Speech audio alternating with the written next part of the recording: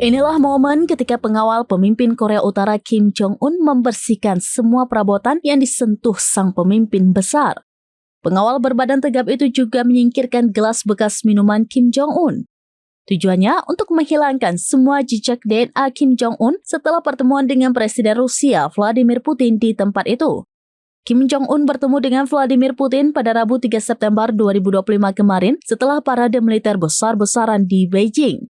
Dalam video yang diunggah di Telegram, dua staf termasuk pengawal terlihat dengan cemas melap sampai bersih sandaran kursi tempat Kim Jong-un duduk dan mengambil gelas minumannya di atas nampan.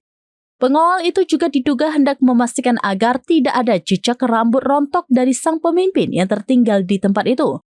Untuk diketahui, ini bukan pertama kali Kim Jong-un melakukan itu. Pengawal Kim Jong-un selalu membawa toilet pribadi kemanapun dia bepergian. Sang pengawal akan membawa kotoran Kim Jong-un pulang ke Korea setelah bepergian ke luar negeri. Ulasan Business Insider beberapa waktu lalu mengatakan dari kotoran manusia bisa diketahui kondisi kesehatan Kim Jong-un, apakah dia menderita penyakit atau baik-baik saja.